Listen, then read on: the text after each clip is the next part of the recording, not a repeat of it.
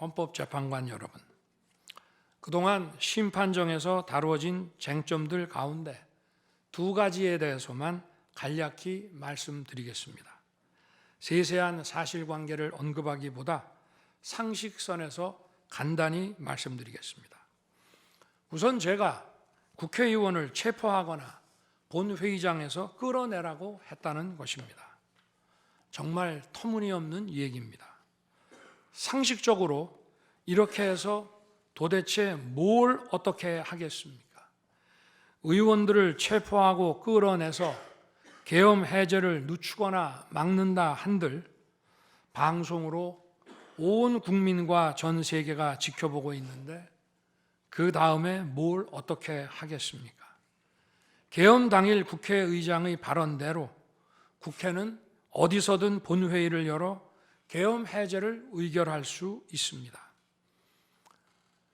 영화나 소설에 나오기도 하지만 현실적으로 이런 일을 하려면 군으로 국가를 완전히 장악하는 계획과 정치 프로그램을 미리 가지고 있어야 합니다. 그런데 실제 상황이 어땠습니까? 계엄 사무를 담당할 주요 지휘관들이 계엄 직전에 어디에 있었는지 이 심판정에서 다 드러났습니다. 장관 재가를 받아 지방 휴가를 가거나 부부 동반 만찬, 간부 만찬 회식을 하다가 대통령의 계엄 선포 직후에야 국방장관으로부터 업무 지시를 받았습니다. 준비된 치밀한 작전 계획이나 지침이 없었기 때문에 혼선과 허술함도 있었습니다. 국방장관이나 지휘관들이나 경험이 풍부한 군사 전문가들인데 이들이 왜 이랬겠습니까? 12.3 계엄 선포는 계엄의 형식을 빌린 대국민 호소이고 과거 계엄과는 다른 것이었기 때문입니다. 이미 민주주의를 수십 년 경험하고 몸에 밴 우리 50만 군이 임기 5년 단임 대통령의 사병 노릇을 할 리가 있습니까? 제가 비상계엄을 선포한 이유는 오로지 주권자인 국민들에게 국회의 망국적 독재로 나라가 위기에 빠졌으니 이를 직시하고 감시와 비판의 견제를 직접 해달라는 것이었습니다. 공화국의 대의제 위기에 헌법 제정 권력인 주권자가 직접 나서야 한다는 호소였습니다. 의원을 체포하거나 끌어내라고 했다는 주장은 국회에 280명의 질서유지 병력만 계비간 상태에서 앞뒤가 맞지 않는 얘기입니다. 국회가 비어있는 주말도 아니고 회기 중인 평일에 이런 병력으로 터무니없는 얘기입니다. 의원만 300명이고 직원들과 보좌진을 합치면 몇천 명이 넘습니다. TV 생중계를 보더라도 계엄 선포 후 얼마 지나지 않아 이미 국회 마당과 본관에는 수천 명의 국회 관계자와 민간인들이 들어왔습니다. 실제로 계엄 선포 후 1시간 30분이 지나서야 질서유지 군 병력이 도착했고 경내에 진입한 병력이 106명, 그 중에서 본관에 들어간 병력이 겨우 15명인데 이런 극소수 병력을 가지고 국회의원을 체포하고 끌어낸다는 것이 말이 되겠습니까? 게다가 의결 정족수가 차지 않았으니 본회의장에 들어가서 의원들을 끌어내라고 했다는데 의결 정족수가 차지 않았으면 더 못 들어가게 막아야지 끌어낸다는 것도 상식에 맞지 않는 얘기입니다. 본관에 진입한 군인들은 본회의장이 어디에 있는지도 몰랐다고 합니다. 무엇 하나 말이 되지 않습니다. 단 한 사람도 끌려 나오거나 체포된 일이 없었으며 군인이 민간인들에게 폭행당한 일은 있어도 민간인을 폭행하거나 위해를 가한 일은 한 건도 없었습니다. 실제로 일어나지도 않았고 일어날 수도 없는 불가능한 일에 대해 이런 주장을 하는 것은 지난번에도 말씀드렸지만 그야말로 호수 위에 비친 달빛을 건져 내려는 것과 같은 허황된 것입니다. 거대 야당은 대통령의 헌법상 권한에 기해 선포된 계엄을 불법 내란으로 둔갑시켜 탄핵 소추를 성공시켰습니다. 그리고는 헌재 심판에서는 탄핵 사유에서 내란을 삭제했습니다. 그야말로 초유의 사기 탄핵이 아닐 수 없습니다.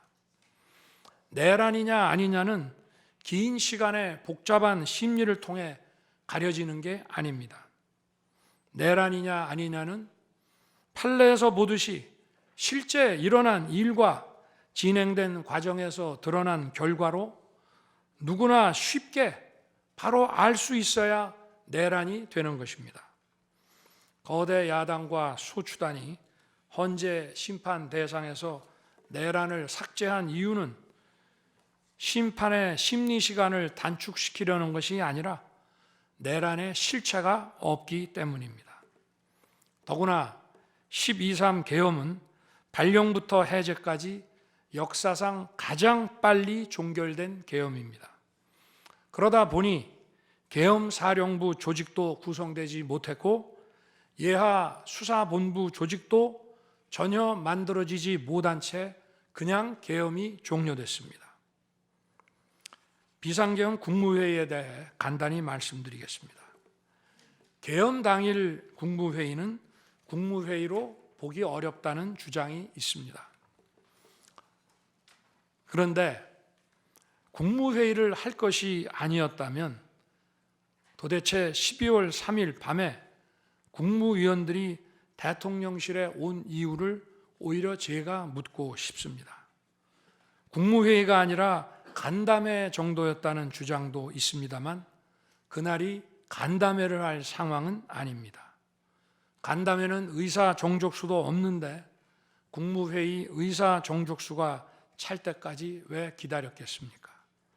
당일 저녁 8시 반부터 국무위원들이 차례로 오기 시작했고 저는 비상계엄에 대해 설명하고 국방장관은 계엄의 개요가 기재된 비상계엄 선포문을 나눠줬습니다. 국무위원들은 경제적, 외교적으로 어려움이 있다고 우려했고 저는 대통령으로서 각 부처를 관장하는 국무위원들의 생각과 다른 생각을 가지고 있으며 국가가 비상 상황이고 비상한 조치가 필요함을 설명했습니다. 그리고 각 부처 장관의 우려사항, 예를 들어 경제부총리의 금융시장 혼란 우려와 외교장관의 우방국 관계 우려는 제가 걱정하지 말라고 했습니다.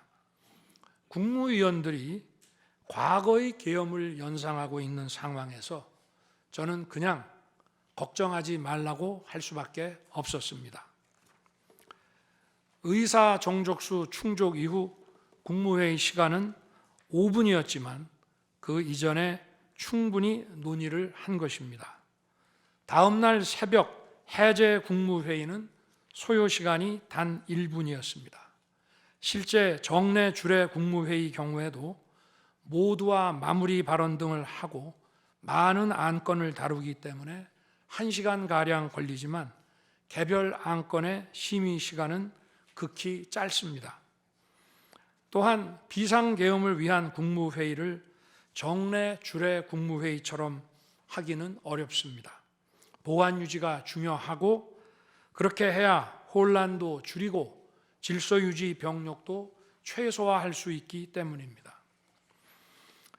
이상민 전 행안부 장관은 지난 심판정에서 그동안 국무회의를 100여 차례 참석했지만 이번 국무회의처럼 실질적으로 열띤 토론이나 의사 전달이 있었던 것은 처음이라고 했습니다.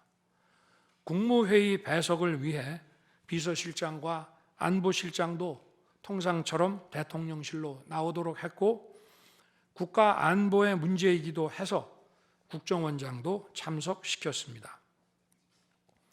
1993년 8월 13일 김영삼 대통령께서 긴급 재정경제 명령으로 금융실명제를 발표했을 때도 국무위원들은 소집 직전까지 발표한다는 사실 자체를 몰랐고 국무회의록도 사후에 작성됐습니다.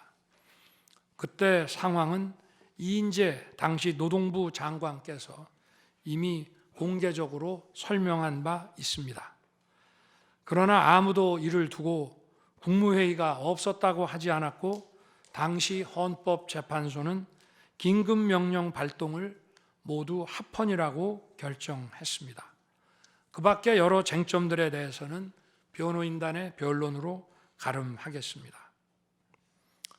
재판관 여러분, 그리고 국민 여러분, 저는 언젠가 해야 하고 누군가 해야 하는 일이라면 지금 제가 하겠다는 마음으로 대통령직을 수행해 왔습니다.